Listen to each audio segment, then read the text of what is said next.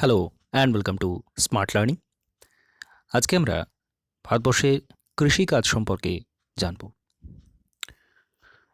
কৃষিকাজ এই বিষয়টা অর্থাৎ এগ্রিকালচার, এটা যেমন ভারতের ভূগোলের ক্ষেত্রে রয়েছে, তেমনই ভারতের অর্থনীতির দিক থেকেও কিন্তু এই অধ্যায়টা একই সাথে রয়েছে।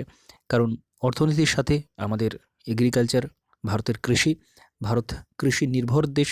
এখনও পর্যন্ত ভারতের অধিকাংশ মানুষ কিন্তু কৃষিকার্যের সাথেই জড়িত। যদিও জিডিপির অধিকাংশ আসে তৃতীয় ক্ষেত্র, পরিষেবা ক্ষেত্র থেকে, কিন্তু বেশি সংখ্যক মানুষ এখনও পর্যন্ত কৃষিকাজের উপরই নির্ভরশীল। তো অর্থনীতির দিক থেকে সেটা গুরুত্বপূর্ণ।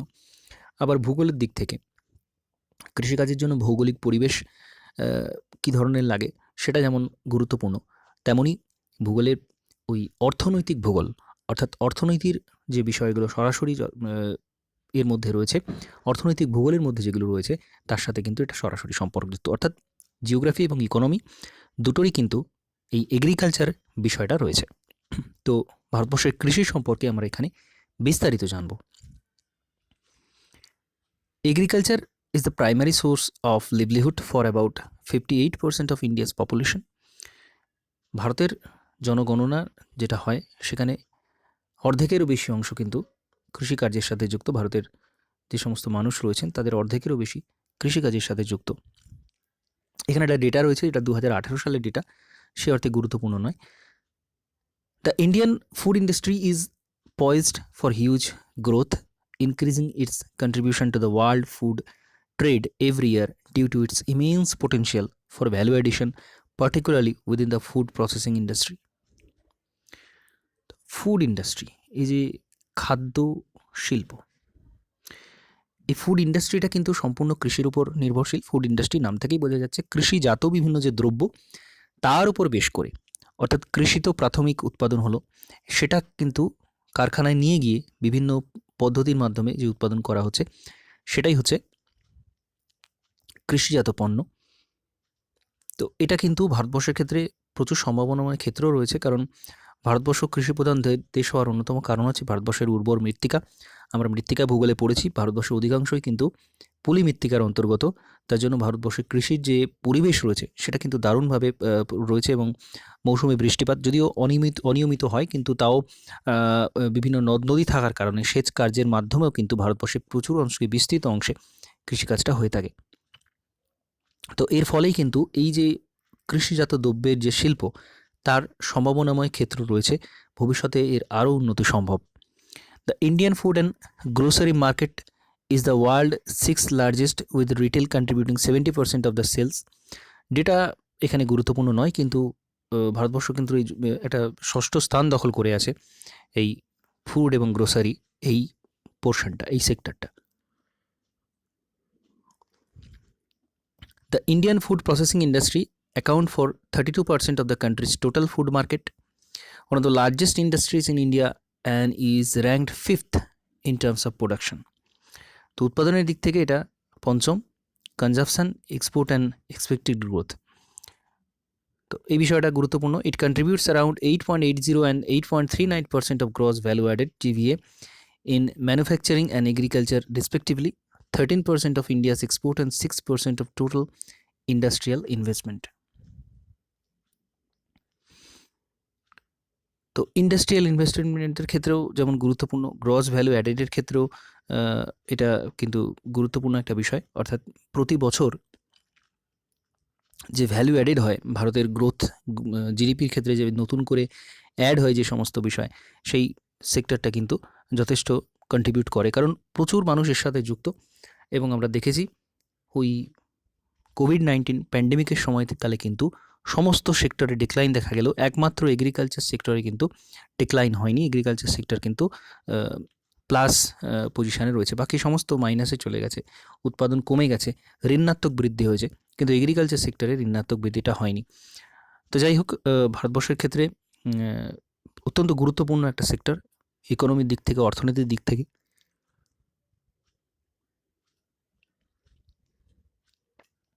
The agriculture sector employs nearly half of the workforce in the country. However, it contributes to 17.5% of GDP at current price in 15-16. তো 15-16 এর ডেটা অনুসারে 17.5% জিডিপির অংশ নিয়ে এই এগ্রিকালচার সেক্টরটা 17.5% কন্ট্রিবিউট করে জিডিপির ক্ষেত্রে। জিডিপি যদি 100% ধরা হয় তো তার মধ্যে 17.5% হচ্ছে এগ্রিকালচার সেক্টর থেকে আসে। যদিও অধিকাংশ অর্ধেক মানুষ কিন্তু কৃষিকাজের সাথে যুক্ত। তো এর উৎপাদনশীলতা যথেষ্ট নয়, এখান থেকেই বোঝা যাচ্ছে ভারতবর্ষের কৃষির ক্ষেত্রে যতজন নিযুক্ত আছেন সেই অনুযায়ী কিন্তু উৎপাদন বেশি হয় না। তো এর বিভিন্ন কারণ আছে। ভারতবর্ষের ক্ষেত্রে যে পদ্ধতি, কৃষি পদ্ধতি, সেটা অনুন্নত পদ্ধতি, প্রাচীন পদ্ধতি, বেশ কিছু জায়গায় প্রাচীন পদ্ধতিতে ইউজ করা হয়, অধিকাংশতেই প্রাচীন পদ্ধতিতে, এবং বিভিন্ন কারণ থাকে। সেই কারণগুলো যদি ছোটো করে বলা যায় যে ভারতবর্ষ কৃষিতে সেই হারে উন্নতি করতে পারেনি কেন? সমস্ত দিক থেকে প্রথম স্থানে বা দ্বিতীয় স্থানে থাকার উচিত ছিল, যদিও কিছু কিছু ক্ষেত্রে থাকে, কিন্তু সমস্ত দিক থেকেই থাকা উচিত ছিল ভারতবর্ষের মতো দেশে, কিন্তু তাও সেই অর্থে উন্নতি করতে পারেনি। কারণ হচ্ছে প্রথমত প্রাচীন পদ্ধতিতে চাষ, বিভিন্ন আধুনিক যে পদ্ধতি, একেবারে অত্যাধুনিক পদ্ধতি কিন্তু ভারতবর্ষের ক্ষেত্রে খুব কম অংশে, পাঞ্জাবের কিছু অংশ বা ভারতবর্ষের ক্ষেত্রে ওই সামান্য অংশেই কিন্তু এটা সীমাবদ্ধ। দ্বিতীয় কারণ হচ্ছে অর্থনৈতিক দুর্বলতা। যে সমস্ত কৃষক কৃষিকার্যের সাথে যুক্ত, তাদের অর্থনৈতিক দিক খুব বেশি উন্নত হয় না, তার কারণে তারা কিন্তু ইনভেস্ট করতে পারে না। অর্থাৎ উচ্চ ফলনশীল বীজ হোক বা উন্নত ধরনের যন্ত্রপাতি বা উন্নত সার, এই যে প্রয়োজনীয় বিষয়গুলো, তো সেইগুলো বেশি করে ইনভেস্ট করতে পারে না, তার জন্য ফলন কম হয়। তো এটাও একটা অন্যতম কারণ। তৃতীয় কারণ হচ্ছে জোতের আয়তন। কৃষিক্ষেত্রে অধিকাংশই কী হয়, ভারতবর্ষের ক্ষেত্রে একটা যদি প্লট থাকে বড় কৃষিক্ষেত্র, সেখানে দেখা যাবে অনেকগুলো শ্রেণীবিভাগ রয়েছে, ভাগ হয়ে গেছে বিভিন্ন বংশ পরম্পরায়। যত সময় যায় তত কিন্তু এগুলো এরকম নানারকমভাবে ভাগ হতে থাকে। তো তার ফলে কি হয়, এখানে উৎপাদনটা কিন্তু অনেক বেশি ক্ষুদ্র হয়ে যায়। কিন্তু আমরা যদি বিদেশের দিকে তাকাই, সেখানে কিন্তু এই জোতের আয়তন, জমির আয়তন কিন্তু বিরাট বড় বড় দীর্ঘ বিস্তৃত ক্ষেত্র থাকে। তো সেক্ষেত্রে কৃষির কার্য করার অনেক বেশি সুবিধা হয়, কিন্তু এই ছোট ছোট ব্লকে কৃষিকার্য কিন্তু সেই অর্থে হয় না। তো এরকম কারণ রয়েছে অনেক। প্রাকৃতিক কারণ খুব সামান্যই, ওই মৌসুমি বায়ুর অনিশ্চয়তাটা বেশ কিছুটা গুরুত্বপূর্ণ। আমরা দেখেছি মহারাষ্ট্র বা ওই পশ্চিম দিকে যে সমস্ত অঞ্চলে, গুজরাট, যে সমস্ত অঞ্চলে খুব একটা বৃষ্টিপাত হয় না, মৌসুমি বৃষ্টিপাত খুব অল্প হয়, সেই সমস্ত অঞ্চলে কিন্তু যেই বছর মৌসুমি বৃষ্টিপাত একেবারেই প্রায় খুব কম হয়, সেখানে কিন্তু খরা দেখতে পাওয়া যায় এবং প্রচুর কৃষক কিন্তু আত্মহত্যা করে নেয়। তো এরকম ঘটনা আমরা দেখতে পাই। তো কৃষিকার্যে এই যে ফলনশীলতা এতটা কম, এত মানুষ এর সাথে যুক্ত থাকে, তাদের মাথাপিছু আয়, তো সমস্ত কিছুই কিন্তু অনেকটাই কম থাকে। তো সুতরাং এই সমস্ত নানান কারণে এটা কিন্তু হয়ে থাকে। Over the past few decades, the manufacturing and service sector have increasingly contributed to the growth of the economy, while the agriculture sector contribution has decreased from the more than 50% of GDP in the 1950 to 15.4% into 15-16. তো জিডিপির এই যে sector, জিডিপির যে অনুপাত, জিডিপিতে contribution, সেটা tertiary সেক্টরে বেড়েছে, অর্থাৎ ব্যবসা বাণিজ্য পরিষেবা এই সেক্টরে জিডিপির পরিমাণটা ধীরে ধীরে বেড়েছে, এবং কৃষিক্ষেত্রে জিডিপির যে পরিমাণ সেটা 50% ছিল 1950 সাল নাগাদ, সেটা কিন্তু কমতে কমতে এসে দাঁড়িয়েছে 15.4%-এ। তো এখান থেকেই বোঝা যায়, যদিও এরকম বলা হয় যে উন্নত অর্থনীতি, যে অর্থনীতি যত বেশি উন্নত হবে, সেখানে কিন্তু কৃষিক্ষেত্রের পরিমাণটা সেখানে কিন্তু কমতে থাকবে। টার্শারি এবং সেকেন্ডারি সেক্টর, অর্থাৎ পরিষেবা এবং শিল্প, এইগুলো কিন্তু ধীরে ধীরে বাড়তে থাকবে। তো এই বিষয়টা বলা হয়।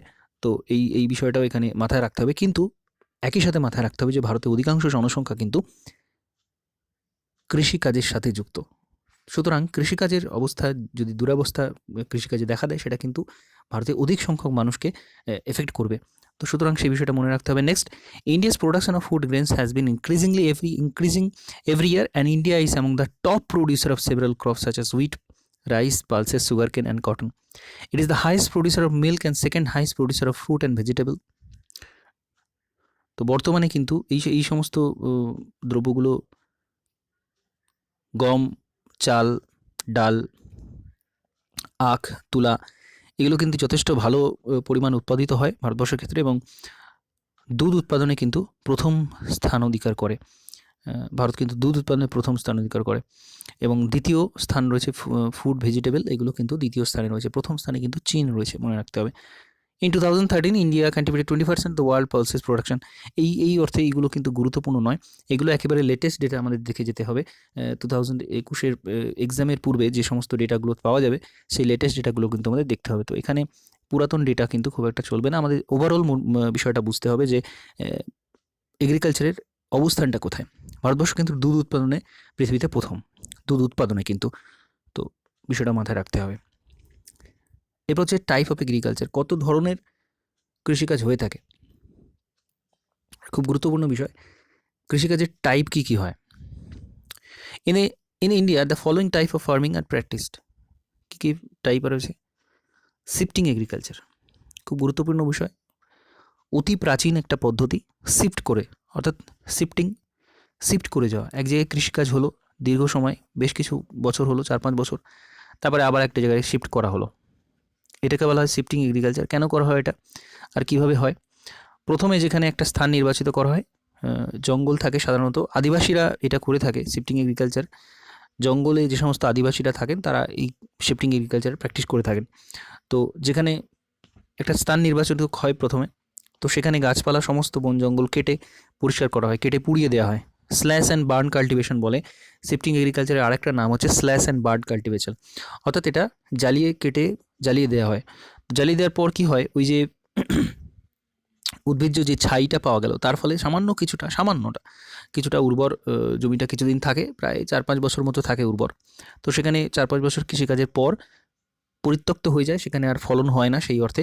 তো সেখান থেকে কিন্তু আবার শিফট করে অন্য জায়গায় নির্বাচিত হয়, আবার সেই একই পদ্ধতি, গাছগুলো পুড়িয়ে কেটে জঙ্গলটা পরিষ্কার করে সেখানে কৃষিকার্য করে। তো এটা শিফটিং এগ্রিকালচার বলা হয়, শিফটিং কালটিভেশন বলা হয়। সারা বিশ্বেতেই বিভিন্ন এলাকাতে যেখানে জঙ্গল রয়েছে, যেখানে আদিবাসীরা রয়েছে, সেখানে কিন্তু এটা প্র্যাকটিস করা হয়ে থাকে। তো ভারতবর্ষের ক্ষেত্রে ঝাড়খণ্ড, মধ্যপ্রদেশ এই সমস্ত অঞ্চলে কিন্তু এইগুলো দীর্ঘ সময় ছিল, যদিও বর্তমানে এর পরিমাণটা অনেকটা কমে এসেছে। বিভিন্ন ইনিশিয়েটিভ নেওয়া হয়েছে এগুলো কমানোর জন্য, কারণ পরিবেশ দূষণ হয় এবং চরমভাবে কিন্তু জঙ্গল কেটে সাফ করা হয়, তো নানাভাবে পরিবেশ ক্ষতিগ্রস্ত হয়, তার জন্য বর্তমানে এটা কমে গিয়েছে। তো in shifting agriculture, land is obtained by cleaning forest and agriculture is practiced till the fertility of the farm is existed. After this, another farm is cleared and agriculture is practiced on it. Usually, plant tuber crops like yam, tapioca and root crops are raised. It is practiced mainly by tribal living in forest. তো যেগুলো বললাম এখানে সেইগুলোই বলা রয়েছে। বিভিন্ন tribal যারা group রয়েছে, আদিবাসী গ্রুপ, তারাই এটা কিন্তু করে থাকে। জঙ্গলাকীর্ণ এলাকাতেই এটা হয়ে থাকে এবং কেটে পুড়িয়ে দেওয়া হয় গাছগুলো, সেখানে কৃষিকাজ করা হয় এবং শিফট করে দেওয়া হয় কিছু বছর পরে। নেক্সট, সাবসিস্টেন্স এগ্রিকালচার, অর্থাৎ অস্তিত্ব রক্ষার জন্য যে কৃষিকাজটা করা হয়, বেঁচে থাকার জন্য যে কৃষিকাজটা করা হয়, নিবিড় কৃষিকাজ বলা হয় বাংলাতে এটাকে। তো সাবসিস্টেন্স এগ্রিকালচার, এখানে কি হয়, farmer and his family produce serials for themselves only or for local market. Cereals like wheat, rice, millets are mainly based. It is practiced in the most part of India even today. Subsistence agriculture খুব পরিষ্কার একটা ধারণা রাখতে হবে। Subsistence agriculture আর extensive farming, এই দুটো কিন্তু একে অপরের বিপরীত। দুটো কি, একটা হচ্ছে শুধুমাত্র নিজের প্রয়োজনে, বাণিজ্যিকভাবে নয়, শুধুমাত্র নিজের প্রয়োজনে যখন কৃষিকাজ করা হচ্ছে সেটাকে বলা হচ্ছে সাবসিস্টেন্স এগ্রিকালচার। অর্থাৎ এখানে কিন্তু এটা বাজারজাতকরণ করা হচ্ছে না, উৎপাদনগুলো যদিও করা হয় সেটা খুব সামান্য পরিমাণ, সেটা সেই অর্থে বাণিজ্যিক অর্থে নয়, বা সেখানে প্রফিট খুব একটা থাকে না। তো সাবসিস্টেন্স এগ্রিকালচার সেটাই, যেটা নিজের অস্তিত্ব রক্ষার জন্য, নিজে বেঁচে থাকার জন্য, খাওয়ার জন্য যে কৃষিকাজটা করা হয়। তো বর্তমানেও কিন্তু এখনও পর্যন্ত ভারতের অধিকাংশ স্থানে এই কৃষিকাজ করা হয় এবং এটা কিন্তু বোঝাই যাচ্ছে এক্ষেত্রে ইনভেস্টমেন্ট খুব একটা থাকে না। তো ইনভেস্টমেন্ট কম থাকার জন্য এখানে উৎপাদনশীলতা অনেক কম থাকে এবং প্রাচীন পদ্ধতিতে কৃষিকাজ করা হয়, তো স্বাভাবিকভাবে এখানে উৎপাদন অনেক কম হয়। Next, intensive farming. Intensive farming aims at maximum possible production on the limited farms with all effort possible under the circumstances. Intensive farming is capable of raising more than one crop a year. Huge capital and human labor is employed on every hectare of land. It is practiced in the most part of densely populated areas. তো সাবসিস্টেন্সের থেকে একটু উন্নত হচ্ছে intensive farming. Intensive farming, subsistence এর থেকে একটু উন্নত। এটা কি হয়, এখানে বেশ কিছুটা তুলনামূলকভাবে কিছুটা বেশি অর্থ এখানে ঢালা হয়, অর্থাৎ ইনভেস্ট করা হয়। তো তার ফলে এখানে কৃষিকাজটা কিছুটা উন্নত হয়, কিন্তু লেবার প্রচুর লাগে। অর্থাৎ এখানে যন্ত্রপাতি যে খুব ভালো ইউজ করা হয় বা অত্যাধুনিক পদ্ধতি ইউজ করা হয় তা কিন্তু নয়, এখানে এটা কিন্তু প্রচুর লেবার দিয়ে কাজ করানো হয় এবং প্রচুর ক্যাপিটাল দিয়ে কাজ করানো হয়। তো তো এই দুটো বিষয় লাগে, তো তার জন্য উৎপাদন তুলনামূলক এর থেকে বেশ কিছুটা বেশি। তো এটাও কিন্তু খুব যে বাজারজাত করা হয় তা নয়, বা বাণিজ্যিকভাবে করা হয় তা নয়, তুলনামূলক সবকটাই বলা যায় যে তুলনামূলকভাবে সাবসিস্টেন্সের থেকে কিন্তু ইন্টেন্সিভটা কিছুটা বেশি। অনেক জায়গাতে কিন্তু এই দুটো একই অর্থে ব্যবহার করা হয়, এটা মনে রাখতে হবে। সাবসিস্টেন্স আর শিফটিং এগ্রিকালচার, সাবসিস্টেন্স আর ইন্টেন্সিভ এগ্রিকালচার, এই দুটো কিন্তু অনেক অর্থে একইভাবে ব্যবহার করা হয়। আচ্ছা, নেক্সট এক্সটেন্সিভ ফার্মিং। তো এটা কিন্তু সম্পূর্ণ বিপরীত সাবসিস্টেন্সের। এটা সম্পূর্ণভাবে বাণিজ্যিক কারণে, অর্থাৎ উৎপাদন এমনভাবে কৃষিকাজ করা হবে যাতে করে এক্সট্রা ফলন হয়, অতিরিক্ত ফলন হয়, এবং সেই ফলনটা কিন্তু বাজারজাত করা হবে বাণিজ্যিক কারণে। এর উৎপাদনের উদ্দেশ্যই হচ্ছে অধিক ফলন এবং অধিক লাভ। তো বাণিজ্যিকরণের জন্য এই এক্সটেন্সিভ ফার্মিংটা করা হয়ে থাকে। তো লার্জ ফার্ম লাগে, অধিক কৃষিক্ষেত্র লাগে, প্রচুর পরিমাণ জমি প্রয়োজন। It is also known as mechanical farming due to extensive use of machine. তো যন্ত্রপাতি প্রচুর ইউজ করা হয়, অত্যাধুনিক যন্ত্রপাতি প্রচুর ইউজ করা হয়, তার ফলে ফলন অত্যন্ত বেশি হয়, এবং এটা কিন্তু লেবার ইন্টেন্সিভ নয়। এখানে প্রচুর পরিমাণ লেবার লাগে তা নয়, সমস্ত কাজে কিন্তু মেশিনের সাহায্যে, যন্ত্রপাতির সাহায্যে করা হয়। Extensive farms raise only one crop a year. সারা বছরে কিন্তু একটাই ফসল এখানে করা হয়। Employment of labour of capital per hectare of land is comparatively less. It is practiced in separately populated areas like USA, Canada, Russia, Australia. তো উন্নত দেশে এই এক্সটেন্সিভ ফার্মিংটা প্র্যাকটিস করা হয়। উন্নত দেশের উন্নত পদ্ধতিতে প্রচুর পরিমাণ ইনভেস্টমেন্ট করে মেশিনের সাহায্যে অধিক বড় বড় দীর্ঘ জমিতে কিন্তু এর উৎপাদনটা করা হয়। এবং বাজারজাতকরণের জন্য সবচেয়ে গুরুত্বপূর্ণ যে বিষয়টা, নেক্সট প্ল্যান্টেশন এগ্রিকালচার, বাগিচা কৃষি। নামটা থেকেই বোঝা যাচ্ছে বাগান তৈরির মাধ্যমে যে কৃষিকাজ করা হয়, যেমন চা, কফি ইত্যাদি। তো এর আর কি বৈশিষ্ট্য রয়েছে? In plantation agriculture, Bush or T farming is done on huge areas. It is capital centered and needs good managerial ability, technical knowledge, improve machineries, fertilizer, irrigation and transport facility. তো এখানে কিন্তু প্রচুর পরিমাণ গাছ বসানো হয়ে থাকে দীর্ঘ এরিয়াতে, দীর্ঘ এলাকাতে, এবং ক্যাপিটালও কিন্তু প্রচুর পরিমাণ প্রয়োজন। প্রথমে প্রচুর ক্যাপিটাল প্রয়োজন হয় এই কৃষিকাজের জন্য, বাগিচা কৃষির জন্য। চা, কফি এগুলো বোঝাই যাচ্ছে। তো বাগিচার নির্মাণ বা এই সামগ্রিকভাবে উৎপাদন করার জন্য প্রচুর অর্থ প্রয়োজন। এ পার্টিকুলার সিঙ্গেল শোন crop like rubber, T, coconut, coffee, cocoa, spices and fruit crops, etc. It's shown and the yield is generally obtained continuously for a number of years. It is practiced in Kerala, Karnataka, Assam, Maharashtra. Plantation agriculture required a long growing period. সুতরাং এই বাগিচা কৃষি, rubber, চা, নারকেল, coffee, cocoa, বিভিন্ন মশলা, ফল, এগুলো কিন্তু বাগিচা কৃষির মাধ্যমে, বাগান তৈরির মাধ্যমে করা হয়, এবং এগুলো বড় হতে, গাছ তৈরি হতে কিন্তু বেশ কিছুটা সময় লাগে। কেরালা, কর্ণাটক, আসাম, মহারাষ্ট্রে, ভারতবর্ষের ক্ষেত্রে দেখতে পাওয়া যায়। কমার্শিয়াল এগ্রিকালচার, বাণিজ্যিক কৃষি। Commercial agriculture practice to raise crops on a large scale with a view to export them to another countries and earn money. Commercial agriculture is done mostly in separately populated areas, sparsely populated areas. Purpose of commercial agriculture to sell the produce of money. Gujarat, Punjab, Haryana, Maharashtra mainly practice this type of farming. Wheat, cotton, sugarcane, corn, etc. are some of the commercial crops. তো যে সমস্ত বাণিজ্যিক কৃষি, একেবারেই যেটা বাণিজ্যিকভাবে, তো ওই পূর্ববর্তী আমরা যেটা দেখলাম এক্সটেন্সিভ ফার্মিংয়ের ক্ষেত্রেও কিন্তু উদ্দেশ্যটা থাকে মূল কিন্তু বাণিজ্য। তো এই বাণিজ্যিক কৃষি যদি একেবারে শুধুমাত্র বাণিজ্যিক কারণেই করা হয়ে থাকে, প্রচুর পরিমাণ ফসল উৎপাদন করা হয়, প্রচুর অর্থ ইনভেস্ট করা হয়, এবং সেগুলো কিন্তু একেবারে প্রথম যে উদ্দেশ্য সেটা কিন্তু বাজারজাতকরণ, বাজারে নিয়ে যাওয়া। তো এই এক্সটেন্সিভ ফার্মিং আর কমার্শিয়াল এগ্রিকালচার, এই দুটোকে একসাথে অনেক সময় এক্সটেন্সিভ কমার্শিয়াল এগ্রিকালচার বলা হয়, কারণ দুটোর উদ্দেশ্য কিন্তু মূলত একই। নেক্সট, ড্রাইল্যান্ড ফার্মিং, শুষ্ক কৃষি, এবং ওয়েটল্যান্ড ফার্মিং, আর্দ্র কৃষি। তো কৃষিক্ষেত্রে যে শ্রেণীবিভাগগুলো এইভাবেই করা হয়। নিবিড় কৃষি এবং বাণিজ্যিক কৃষি বাংলাতে সাধারণত দুটো ভাগ করা হয়। শিফটিং এগ্রিকালচারটা আলাদা সেপারেট প্রাচীন পদ্ধতি, একেবারে প্রাচীন পদ্ধতি যেটা আদিবাসীরা প্র্যাকটিস করে থাকে। সাবসিস্টেন্স আর ইন্টেন্সিভ এই দুটো একই অর্থে ব্যবহার করা হয়, যে নিম্নমানের যে সমস্ত কৃষি সেইগুলো। আর এক্সটেন্সিভ এবং কমার্শিয়াল এই দুটোকে কিন্তু এক জায়গায় রাখা হয়, কারণ এটা বাণিজ্যিক উদ্দেশ্যে করা হয়। প্ল্যান্টেশন এগ্রিকালচারটা আলাদা। বাগিচা কৃষির অনেক ধরন হয়, আরও বেশি, সেগুলো আমরা পরবর্তী সময় ডিটেলসে জানবো। এছাড়া হয় ড্রাই আর ওয়েট, এই দুটো ধরনের কৃষি। অর্থাৎ শুষ্ক অঞ্চলে যে কৃষিকাজ করা হয় থাকে, যেখানে বৃষ্টিপাতের পরিমাণ অনেক কম, সেখানে এক ধরনের পদ্ধতিতে কৃষিকাজ করা হয়। আর যেখানে প্রচুর পরিমাণ বৃষ্টিপাত হয়, সেখানে আরেকটা পদ্ধতিতে কৃষিকাজ করা হয়। কীরকম সেটা আমরা একটু দেখব। Dry land farming. In dry land farming, moisture is maintain by raising special type of crops, gram, jowar, bajra, peas are such crops which needs less water.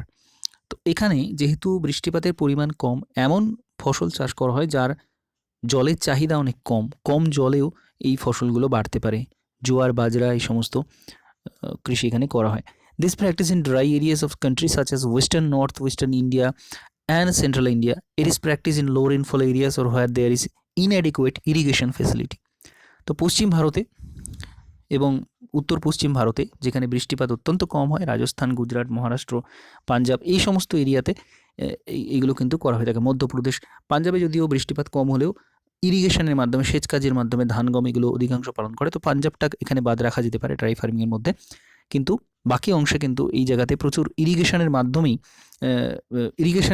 মাধ্যমে নয়, কারণ ইরিগেশনটাও খুব বেশি থাকে না। তো এমন ফসল নির্বাচন করা হয় যাতে করে কম জলের সেটা বাড়তে পারে। নেক্সট, ওয়েটল্যান্ড ফার্মিং, আর্দ্র কৃষি। Basic classification: wetland farming depends mainly upon rain, so it is practiced in high rainfall or well irrigated areas. তো যেটা আর্দ্র কৃষি বলা হচ্ছে, সেখানে কিন্তু প্রচুর বৃষ্টিপাত হয়, অথবা যেখানে ভালো সেচ ব্যবস্থা আছে, সেটাই হচ্ছে আর্দ্র কৃষি। In this type of farming, rice, jute, sugarcane are grown. ভাত বা চাল, জুট, পাট এবং সুগারকেন, আখ। তো এই তিনটের জন্য প্রচুর পরিমাণ জল প্রয়োজন, এই তিনটে উৎপাদনের জন্য। তো সেটা কিন্তু ওয়েট ফার্মিংয়ের মধ্যে পড়ে, ওয়েটল্যান্ড ফার্মিংয়ের মধ্যে পড়ে আর্দ্র কৃষি। উত্তর ভারত, উত্তর পূর্ব ভারত, পশ্চিম ঘাটের ঢালে এই কৃষিকাজটা দেখতে পাওয়া যায়। এখানে প্রচুর পরিমাণ বৃষ্টি হয়, আমরা জানি।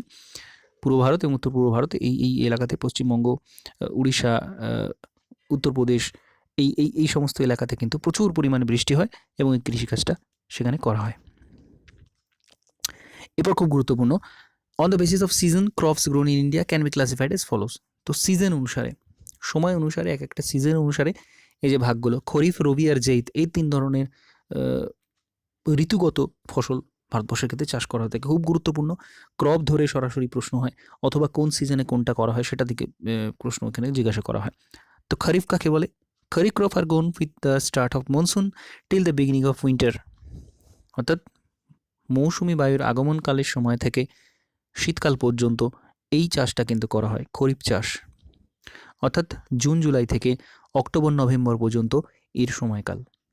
অত্যন্ত গুরুত্বপূর্ণ খরিফ ফসল ভারতবর্ষের ক্ষেত্রে, অধিকাংশ কিন্তু খরিফ ফসল, কারণ ভারতবর্ষের কৃষিকাজটা অধিকাংশই মৌসুমি বায়ুর উপর নির্ভরশীল। মৌসুমি বায়ু যখন আসে তখন এই কৃষি ফসল চাষ করা হয় এবং সেটা তোলা হয় কিন্তু অক্টোবর নভেম্বরে। ধান, ভুট্টা, মিলেট, কটন বা তুলা, গ্রাউন্ডনাট, মুগ, এই সমস্ত কিন্তু এখানে খরিফ ক্রপ রয়েছে। তো খুব গুরুত্বপূর্ণ, প্রত্যেকটা যে ক্রপ সেগুলো কিন্তু মনে রাখতে হবে, খরিফ ক্রপ এগুলো। এবং টাইমটা অত্যন্ত গুরুত্বপূর্ণ, জুন জুলাই থেকে অক্টোবর নভেম্বর। এরপর রবি ক্রপ আর শোন with the start of winter till the beginning of summer. অর্থাৎ পুরো শীতকালটায় জুড়েই কিন্তু রবি চাষটা করা হয়ে থাকে। তো রবি চাষ বললেই সেখানে কিন্তু শীতকাল চলে আসছে, এটা মনে রাখতে হবে। October November to March April, October November থেকে মার্চ এপ্রিল পর্যন্ত এই রবি চাষটা করা হয়ে থাকে। Wheat, barley, gram and oilseed are rabi crop. গম, বার্লি, গ্রাম, বিভিন্ন অয়েলসিড যেগুলো আছে সেগুলো কিন্তু সবই রবি চাষের মধ্যে পড়ে, অর্থাৎ তৈলবীজ যেগুলো সেগুলো। এরপর zaid crop are grown in short season of summer. Watermelon and cucumber are zaid crop. তো এই গ্রীষ্মকালের মধ্যে যে চাষটা করা হয় সেটা কিন্তু জিদ ফসল, যেটা তরমুজ বা শশা এই ধরনের চাষগুলো এখানে করা হয়ে থাকে। তো গুরুত্বপূর্ণ বিষয়। এরপর ভারতবর্ষের ক্ষেত্রে প্রধান যে ফসলগুলো রয়েছে সেইগুলো সম্পর্কে আমাদের জানতে হবে, কোন পরিবেশে এগুলো উৎপাদিত হয় সেগুলো আমাদের জানতে হবে। অত্যন্ত গুরুত্বপূর্ণ এটা। এখানে কিন্তু এটা ভৌগোলিক বিষয় পুরোটাই, এখানে অর্থনীতির বিষয়টা আসছে না। অর্থনীতির ক্ষেত্রে এই প্রশ্নটাগুলো করা হয় না, কিন্তু এতক্ষণ পর্যন্ত আমরা যেগুলো দেখলাম সেগুলো কিন্তু প্রত্যেকটাই অর্থনীতির সাথে সম্পর্কিত এবং একই সাথে জিওগ্রাফির সাথে সম্পর্কিত। কিন্তু এই পার্টটা মেজর ক্রপ এবং কখন কোনটা ফসল ফলানো হয় বা কি পরিবেশ প্রয়োজন সেই ফসলটা ভালোভাবে তৈরি হতে, সেটা কিন্তু পুরোটাই ভূগোলের অংশ, জিওগ্রাফির বিষয়। তো এখানে প্রথমে রয়েছে ধান। ইট is the staple food crop of a majority of the people in India. Our country is the second largest producer of rice in the world after China. It is a kharif crop is required high temperature about above 25 degrees Celsius and high humidity with annual rainfall above 100 centimeter. It is the area of less rainfall is growth with the help of irrigation. Rice is grown in the plains of north and northeastern India, coastal areas and the deltaic region. তাহলে এই যে ধান, ভারতবর্ষের ক্ষেত্রে ধান হচ্ছে প্রধান ফসল আমাদের, এবং ভারত কিন্তু সারা বিশ্বে ধান উৎপাদনে দ্বিতীয় স্থান অধিকার করে চীনের পরেই। এটা একটা খরিফ ক্রপ, খরিফ ফসল, এবং যেখানে প্রচুর পরিমাণ টেম্পারেচার প্রয়োজন বেড়ে ওঠার জন্য। 25 ডিগ্রি সেলসিয়াসের উপরে টেম্পারেচার প্রয়োজন এবং প্রচুর আর্দ্রতার প্রয়োজন, বৃষ্টিপাতের প্রচুর প্রয়োজন। অন্তত পক্ষে 100 সেন্টিমিটারের বেশি বৃষ্টিপাত যেখানে হতেই হয়, কিন্তু সাধারণত 150, 200, 250 সেন্টিমিটার বৃষ্টিপাত যেখানে হয় সেখানে কিন্তু ধানটা ভালো হয়, কারণ ধান চাষের জন্য প্রচুর পরিমাণ জল দাঁড়িয়ে থাকা প্রয়োজন। ধান বীজ যখন তৈরি করা হয় তখন কিন্তু প্রচুর পরিমাণ জল দাঁড়িয়ে থাকা প্রয়োজন, তো সেই কারণে প্রচুর বৃষ্টিপাত এখানে প্রয়োজন হয়। এবং যেখানে অল্প বৃষ্টিপাত হয় সেখানে কিন্তু সেচ কাজের মাধ্যমে এই ধান চাষটা করা হয়ে থাকে। নর্থ এবং নর্থ ইস্টার্ন ইন্ডিয়াতে যেখানে বৃষ্টিপাতের পরিমাণ বেশি, এবং ডেল্টাইক রিজিয়ন যেগুলো নদীর বড় বড় ডেল্টা রয়েছে, উর্বর ভূমি রয়েছে যেখানে, এবং কৃষিকাজ সেচ যেখানে হতে পারে সেই এলাকাতে এই চাষটা করা হয়। Development of dense network of canal irrigation and tubewell have made it possible to grow rice in areas less rainfall such as Punjab, Haryana and western Uttar Pradesh and parts of Rajasthan. তো পাঞ্জাব, হরিয়ানা, উত্তরপ্রদেশ, রাজস্থানের অংশে এটা কিন্তু এই খালের মাধ্যমে সেচ কাজ এবং টিউবওয়েলের মাধ্যমে সেচ কাজ, এর ফলে কিন্তু এই সমস্ত এলাকাতেও কৃষিকাজ সম্ভব হতে। বিশেষত পাঞ্জাবকে আমরা উদাহরণ হিসেবে ধরতে পারি। পাঞ্জাবে বৃষ্টিপাত কিন্তু অত্যন্ত কম, 75 সেন্টিমিটার বৃষ্টিপাতের 75 সেন্টিমিটারের চেয়েও কম বৃষ্টিপাত কিন্তু পাঞ্জাবে হয়ে থাকে, কিন্তু তাও সেখানে প্রচুর ফলন হয়। হেক্টর প্রতি উৎপাদনে কিন্তু পাঞ্জাব প্রথম স্থান অধিকার করে। প্রচুর ফলন হওয়ার প্রধান কারণ হচ্ছে এখানে সেচ কাজ। পঞ্চনদ রয়েছে, সেখান থেকে কিন্তু এই এলাকাতে প্রচুর সেচ কাজের মাধ্যমে, খাল তৈরির, খাল কাটার মাধ্যমে এবং নদীর যে সরাসরি জল, সেই কৃষি সেচ কাজের ফলে পাঞ্জাব, হরিয়ানাতে প্রচুর পরিমাণ ফসল, ধান উৎপাদিত হয়। এছাড়াও উত্তরপ্রদেশ এবং রাজস্থানে এই টিউবওয়েল ইরিগেশনটা, উত্তরপ্রদেশের প্রয়োজন সেইভাবে অর্থে হয় না, কারণ নদী রয়েছে, প্রচুর শাখা নদী, উপনদী রয়েছে, গঙ্গা নদীর মূল প্রবাহ রয়েছে। রাজস্থানে কিন্তু প্রচুর পরিমাণে এইভাবেও কৃষিকাজ করা হয়। ধান চাষটা কিন্তু করা হয়ে থাকে কিছু কিছু এলাকাতে, অর্থাৎ মধ্যম শুষ্ক যে এলাকা আছে সেখানে। এরপর হচ্ছে ভুট্টা, মেইজ।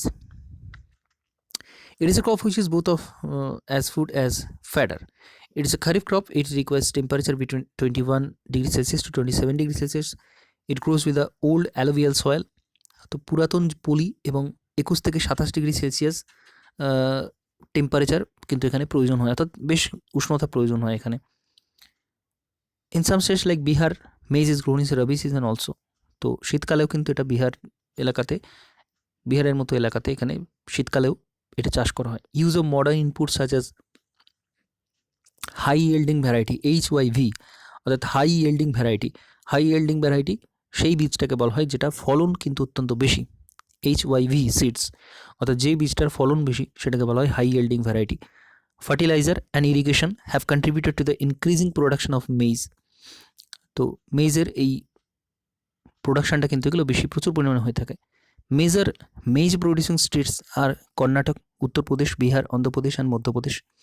তো প্রচুর পরিমাণে মেজ প্রোডিউসিং যে রাজ্যগুলো রয়েছে কর্ণাটক, উত্তরপ্রদেশ, বিহার, অন্ধ্রপ্রদেশ এবং মধ্যপ্রদেশ, এখানে কিন্তু ভুট্টার উৎপাদনটা যথেষ্ট পরিমাণ হয়। এরপর গম। This is the second most important serial crop. It is the main food crop in north and north western part of the country. তো এটা কিন্তু দ্বিতীয় গুরুত্বপূর্ণ ফসল ধানের পরে এবং প্রধান খাদ্যদ্রব্য উত্তর এবং উত্তর পশ্চিম ভারতের মানুষের প্রধান খাদ্যদ্রব্য কিন্তু গম। This rabi crop is required a cool growing season and a bright sunshine at the time of ripening. অর্থাৎ এটা যখন বেড়ে ওঠে সেই সময় ঠান্ডা আবহাওয়া প্রয়োজন এবং যখন এটা পাকে তখন কিন্তু রৌদ্র করজ্জ্বল আবহাওয়াটা প্রয়োজন হয়। It requires 50 to 75 centimeter of annual rainfall evenly distributed over the growing season. তো 50 থেকে 75 সেন্টিমিটার বৃষ্টিপাত এর জন্য প্রয়োজন হয়। There are two important wheat growing zones in the country: the Ganga Sutlej Plains in the northwestern black soil region of the Deccan. তো দুটো area রয়েছে, গঙ্গা শতদ্রু নদীর মধ্যবর্তী যে এলাকা সেখানে, অর্থাৎ পাঞ্জাব, হরিয়ানা এই সমস্ত এলাকাতে, এবং দাক্ষিণাত্যের যে ব্ল্যাক সয়েল রেগুর মৃত্তিকা সেখানে। The major wheat producing states are Punjab, Haryana, Uttar Pradesh, Bihar, Rajasthan, part of Madhya Pradesh. উত্তর ভারতে অধিকাংশ পাঞ্জাব, হরিয়ানা, উত্তরপ্রদেশ, বিহার, রাজস্থানে এই গম চাষটা হয়ে থাকে।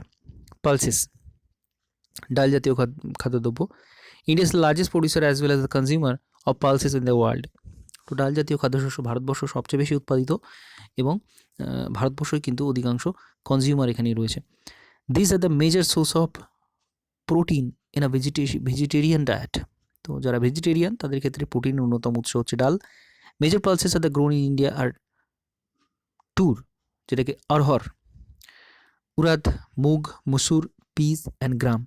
তো এই ধরনের ডালগুলো উৎপাদিত হয়। Pulses need less moisture and survive even in dry condition. তো কম পরিমাণ এখানে আর্দ্রতা প্রয়োজন হয় এবং শুষ্ক অংশে কিন্তু এরা সার্ভাইভ করতে পারে, শুষ্ক আবহাওয়াতেও এরা কিন্তু হতে পারে, বেড়ে উঠতে পারে। Being leguminous crops, all these crops except arhar helps in restoring soil fertility by fixing nitrogen from the air. তো এদের মূলে নাইট্রোজেন ফিক্সিং যে ব্যাকটেরিয়া সেগুলো বসবাস করে। তো তারা বায়ুর নাইট্রোজেনটা মাটিতে মিশ্রিত করে এদের মূলে বসবাস করে। তো ডাল জাতীয় খাদ্যশস্য চাষ করার একটা বেনিফিট রয়েছে যে নাইট্রোজেন কিন্তু মাটিতে প্রচুর পরিমাণে ফিরে আসে। Therefore, these are mostly grown in rotation with their crops. Major pulses producing states in India are Madhya Pradesh, Uttar Pradesh, Rajasthan, Maharashtra and Karnataka. তো রিস্টোরেশনের জন্য রোটেশন পদ্ধতিতে এই চাষটা করা হয়, অর্থাৎ যখন কোনো কিছু চাষ করা হয় মাটিতে তখন কিন্তু সেটা সেই ফসল বেড়ে ওঠার জন্য মাটির যে পুষ্টি উপাদান সেগুলো গ্রহণ করতে থাকে। নাইট্রোজেন বা অত্যন্ত গুরুত্বপূর্ণ, গাছের বেড়ে ওঠার জন্য অত্যন্ত প্রয়োজনীয় নাইট্রোজেন। তো এই সমস্ত উপাদান গ্রহণ করার ফলে মাটিতে সেই যে পুষ্টি উপাদানটা সেটা কমে যেতে থাকে।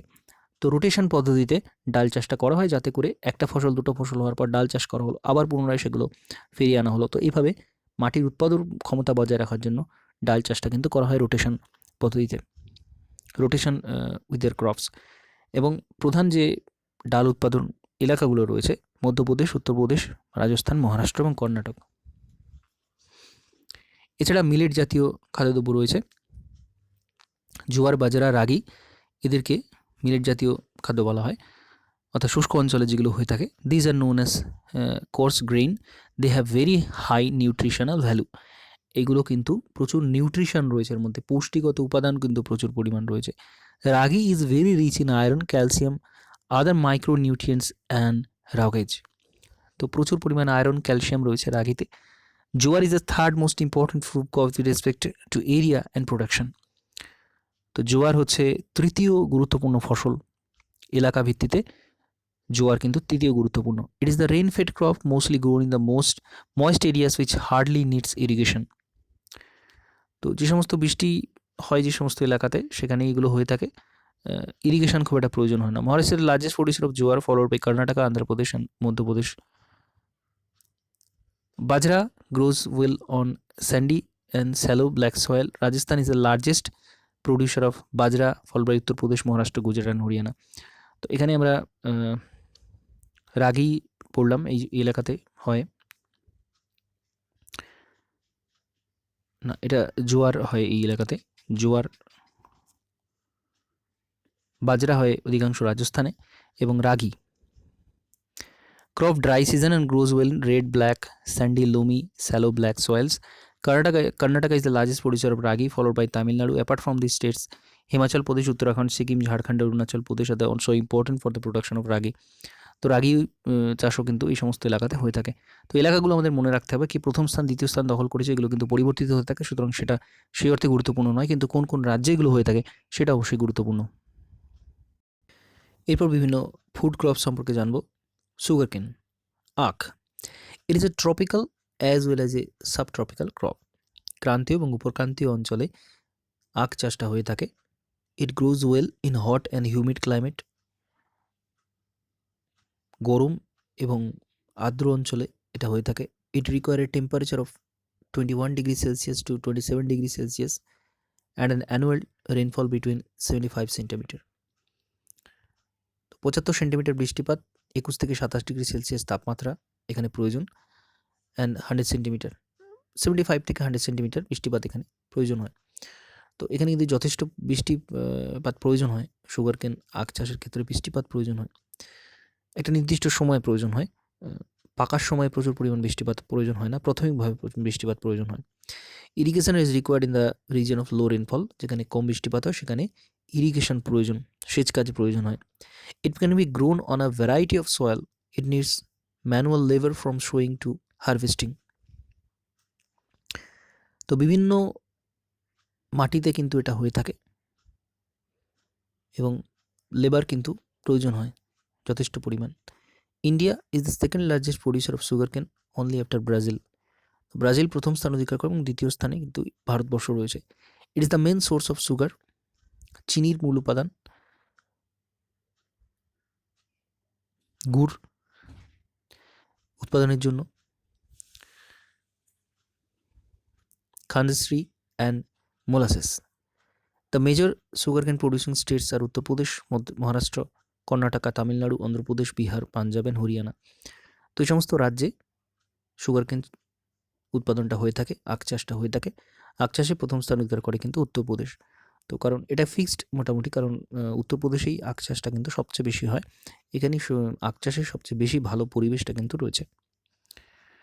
Oil seeds, India is the largest producer of oil seeds in the world. তৈলবীজ উৎপাদনে ভারতবর্ষ কিন্তু প্রথম স্থান অধিকার করে। Different oil seeds are grown covering approximately 12% of the total cropped area of the country.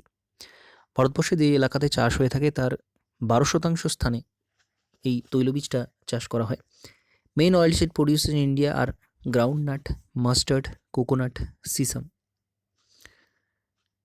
তো বাদাম, মাস্টার্ড অয়েল এবং কোকোনাট, নারকেল, এই সমস্ত চাষ এখানে হয়ে থাকে, যেটা soybean, castor seeds, cotton seeds, linseeds and sunflower.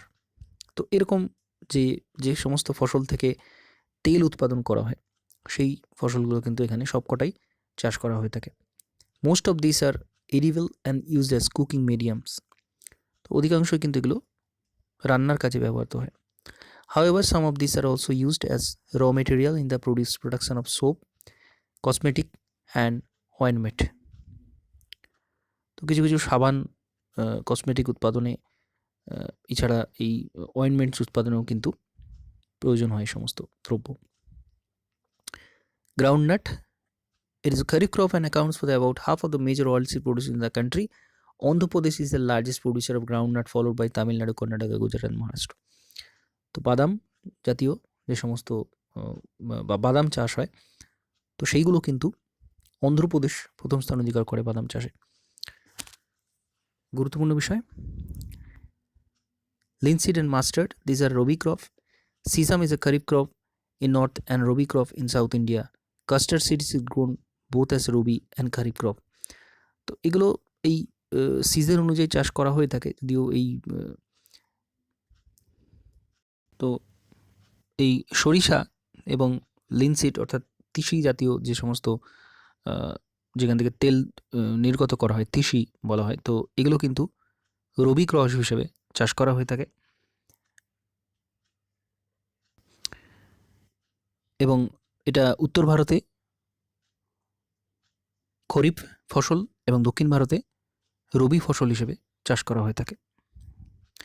এরপর গুরুত্বপূর্ণ টি, খুবই গুরুত্বপূর্ণ। Tea cultivation is an example of plantation agriculture. এটা একটা বাগিচা কৃষি। It is also an important beverage crop introduce in India initially by the British. তো প্রাথমিকভাবে এটা কিন্তু ব্রিটিশরাই ভারতবর্ষে এনেছিল। চা চাষ প্রথম শুরু করে ব্রিটিশরা। The T plant growth well in tropical and subtropical climates is need deep and fertile well drain soil. ক্রান্তীয় উপক্রান্তীয় অঞ্চলে হয়ে থাকে এটা এবং ড্রেনেজ সিস্টেম কিন্তু খুব ভালো হতে হয়, অর্থাৎ জল দাঁড়ালে কিন্তু হয় না। এখানে প্রচুর বৃষ্টিপাত প্রয়োজন হয়, কিন্তু জল দাঁড়িয়ে থাকলে গাছ কিন্তু বৃদ্ধি পায় না। তো ওয়েল ড্রেন হতে হয়, জল নিকাশি ব্যবস্থা খুব ভালো হতে হয়। Rich in humus and organic matter, প্রচুর পরিমাণ হিউমাস দরকার হয় মাটিতে এবং জৈব উপাদান। হিউমাস যদিও একটা জৈব উপাদান, তো জৈব উপাদান সমৃদ্ধ মৃত্তিকা প্রয়োজন। Tea bushes requires warm and moist forest free climate all through the year. তো আর্দ্র জলবায়ু কিন্তু খুব একটা সেই অর্থে প্রয়োজন হয় না, উষ্ণতা যথেষ্ট প্রয়োজন হয় সারা বছর ধরেই। frequent showers evenly distributed over the year ensure continuous growth of tender leaves. তো বৃষ্টিপাত, প্রচুর ঘন ঘন বৃষ্টিপাত কিন্তু প্রয়োজন হয় চা চাষের জন্য। Tea is a labour intensive industry, প্রচুর লেবার প্রয়োজন হয় চা চাষের জন্য। It requires abundant cheap and skilled labour. তো সস্তা কিন্তু আবার সহজলভ্য এবং স্কিল্ড লেবারও প্রয়োজন হয়, দক্ষ শ্রমিক প্রয়োজন হয়, কারণ চা পাতা তোলার ক্ষেত্রে যথেষ্ট দক্ষতা প্রয়োজন এবং সেটা বিভিন্ন প্রসেসিং করার ক্ষেত্রেও দক্ষতার প্রয়োজন হয়। Tea is processed within the tree garden to restore its freshness. তো এর ফ্রেশনেসের জন্য এটাকে প্রসেস করতে হয়। Major tea producing states are Assam, hills of Darjeeling and Jalpaiguri district. চা উৎপাদক প্রধান রাজ্যগুলি হচ্ছে আসাম, দার্জিলিং, জলপাইগুড়ি, ওয়েস্ট বেঙ্গল, তামিলনাড়ু, কেরালা। পশ্চিমবঙ্গ, তামিলনাড়ু এবং কেরালাতে প্রচুর পরিমাণ করা হয়ে থাকে। Apart from this, Himachal Pradesh, Uttarakhand, Meghalaya, Andhra Pradesh and Tripura are also tea producing states in the country. অল্প পরিমাণ এগুলোতে উৎপাদন করা হয়। হিমাচল, উত্তরাঞ্চল, মেঘালয়, অন্ধ্রপ্রদেশ এই সমস্ত এলাকাতে। India is the leading producer as well as exporter of T in the world. তো প্রচুর এক্সপোর্ট করতে হয়, ভারতবর্ষ থেকে প্রচুর এক্সপোর্ট হয় এবং প্রথম স্থান অধিকার করে, যদিও ব্রাজিলের সাথে বিভিন্ন সময় প্রতিযোগিতা হয়। তো কিন্তু উৎকৃষ্টতায় ভারতবর্ষের ইয়ে চা কিন্তু যথেষ্ট। এবং কর্ণাটক রাজ্য, আসাম চা উৎপাদনে সবচেয়ে বেশি প্রথম স্থান অধিকার করে, কিন্তু উৎকৃষ্টতা দার্জিলিংয়ের চা সবচেয়ে বেশি। Coffee, India produces about 4% of the world's coffee production. ভারতবর্ষ কিন্তু পৃথিবীর 4% কফি উৎপাদন করে থাকে। Indian coffee is known in the world for its good quality. ভারতবর্ষের কফি যথেষ্ট উৎকৃষ্ট। The arabica variety initially brought from Yemen is produced in this country. Yemen থেকে আনা অ্যারাবিকা ভ্যারাইটি কিন্তু প্রথমে এটা উৎপাদনটা শুরু হয় ভারতবর্ষে। Initially its cultivation was introduced on the Baba Budan hill and even today its cultivated is confined to the Nilgiri in Karnataka, Kerala and Tamil Nadu. তো বাবাবুদান পাহাড় দক্ষিণ ভারতে প্রথমে এটা কিন্তু ইন্ট্রোডিউস হয়, বর্তমানেও সেখানে উৎপাদন চলছে। নীলগিরি, কর্ণাটক, কেরালা, তামিলনাড়ুতে সবচেয়ে বেশি উৎপাদিত হয়। তো কর্ণাটকে কিন্তু কফি উৎপাদন সবচেয়ে বেশি হয়। কোদাগু ডিস্ট্রিক্ট রয়েছে, সেখানে প্রচুর পরিমাণ কিন্তু সেখানে উৎপাদিত হয়ে থাকে। তো এগুলো আমরা জাস্ট ইনিশিয়ালি জানলাম, বিভিন্ন ফসল সম্পর্কে ইনিশিয়ালি জানলাম। এরপরে আমরা চার্টের মাধ্যমে কিন্তু এগুলো কোন রাজ্য উৎপাদনে প্রথম এবং কতটা উৎপাদিত হয়, একেবারে লেটেস্ট ডেটা, কিন্তু 2021 এক্সামের পূর্বে আমরা লেটেস্ট ডেটা এবং কোন রাজ্য প্রথম স্থান অধিকার করছে সেটা আমরা জানবো। এখানে জাস্ট আমরা ইনিশিয়ালি ওই ফসলটা গ্রীষ্মকালে হয় নাকি বর্ষাকালে হয়, খরিফ শস্য নাকি রবি শস্য, কোন রাজ্যে এগুলো উৎপাদিত হয়, কি প্রথম কি দ্বিতীয় নয়, কোন রাজ্যে উৎপাদিত হয়, উৎপাদনের অনুকূল পরিবেশ কী কী থাকে, এই সমস্ত গুরুত্বপূর্ণ বিষয়গুলো কিন্তু আমরা এখানে ইনিশিয়ালি জানলাম। এর পরবর্তী সময় কে প্রথম কে দ্বিতীয় স্থানে পড়ছে এটা কিন্তু আমরা চার্টের মাধ্যমে পড়ব। এবং এর যে পরবর্তী অংশটা অর্থাৎ এই গ্রিন রিভলিউশন এবং ল্যান্ড রিফর্ম, যেটা কিন্তু সরাসরি অর্থনীতি এবং জিওগ্রাফি দুটো পোর্শনই পড়ছে, এটা আমরা সেকেন্ড পার্টে পড়ব।